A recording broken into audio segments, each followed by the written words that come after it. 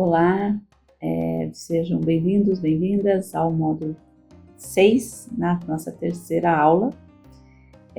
Agora vamos olhar para um fenômeno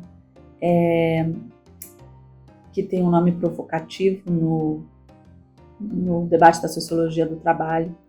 Hoje a gente vai discutir o trabalho invisível, o trabalho, as jornadas duplicadas, o que no mercado, na sociologia do trabalho, tem se chamado de moonlighters workers, trabalhadores à luz do luar, né? Pareceria um pouco romântico, mas na verdade é a ideia de que isso esconde, né, uma sobrecarga, uma intensificação, e a gente precisa conversar sobre isso.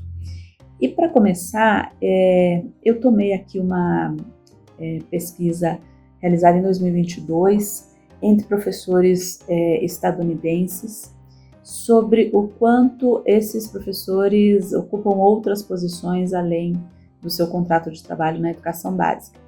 Por que trazer um dado dos Estados Unidos? É um país federativo, com um sistema educacional bastante complexo, como o brasileiro, e que a gente acaba tendo muitas notícias, né, mais competitivas, mais inovadoras, e circula muitas vezes menos os dilemas federativos de um país que também tem desigualdades internas, né? Então me parece sempre muito provocativo a gente olhar também que problemas, né, outros países estão enfrentando em relação a melhor alocação, né, de professores, a melhor investimento, e em que medida estão respondendo isso de maneira efetiva, né? E uma outra coisa interessante é que os Estados Unidos têm uma estrutura sindical de professores, uma estrutura sindical em geral, mas no caso dos trabalhadores da educação muito diferente da nossa, e eles têm dois grandes sindicatos nacionais, e esses sindicatos nacionais produzem muitas estatísticas sobre o trabalho docente, que são incorporadas às estatísticas oficiais, né? Então, se a gente entra no equivalente ao INEP dos Estados Unidos, a gente consegue muitas informações sobre a força de trabalho docente, especialmente também sobre funcionários de escola, a partir da fonte Sindicato Nacional. Essa pesquisa que eu quero partilhar aqui com vocês, uma pequena figura que traz alguns dos resultados, pergunta como é que os professores estão sobrevivendo, onde os professores estão trabalhando além da escola, e esta é a questão, os professores que precisam de múltiplos empregos, né? Aqui tem um conjunto de gráficos que não devem ser somados, porque eles vão dar mais que 100%, porque é uma leitura a partir, os professores que têm mais de um emprego, o que é que eles responderam, no que eles trabalham, né? Então, cada um dos gráficos está se relacionando a 100% do universo, né? Não são por isso que são vários gráficos. E aí apesar de eu deixei em inglês, mas nos importa mais são os percentuais, né, e as figuras, e eu vou ler aqui para vocês. Então, o gráfico se refere aos professores da educação básica, essa expressão pré-K12 significa professores da pré-escola até o 12º ano, que trabalham em mais de um emprego. Então, olhando para o conjunto dos professores, 47% dizem que trabalham em mais de uma posição na própria educação básica, né? Então, uma coisa muito conhecida da gente aqui também, professores que têm mais de um vínculo. Mas quando vai se investigar outros trabalhos, né? Pergunto se há professores que acumulam o trabalho na educação básica e no ensino superior, vai aparecer 8%. Quando eu olho para quantos são os professores que têm uma outra posição permanente fora da escola, fora da educação básica, né? É um professor que tem um vínculo e trabalha em uma empresa, em uma uma outra, né, profissão, né? Aqui no Brasil a gente já teve muitos desses debates do quanto o professor que vai assumir a turma da EJA no noturno faz isso como um bico, né?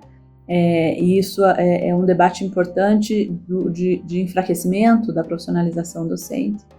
E isso aparece, né, como um problema também aqui nessa pesquisa sobre os professores estadunidenses. Então, 19% tem outra profissão permanente, né? Então, o magistério como um segundo trabalho.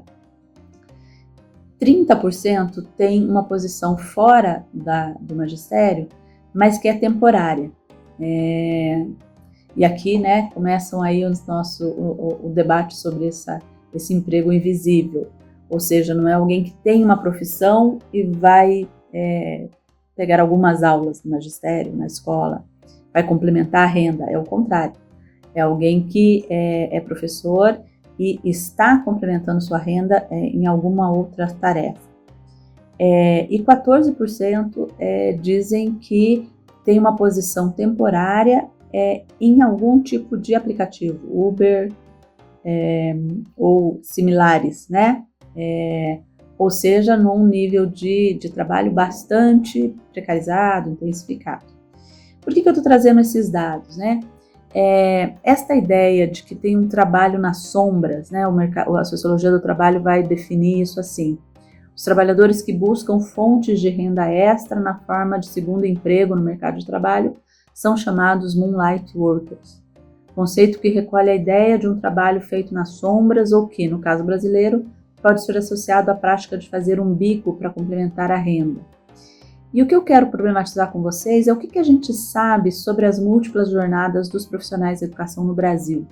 Nós sabemos que uma parte grande dos professores hoje, bem maior do que a legislação indica, do que seria desejável pedagogicamente, são trabalhadores temporários, né?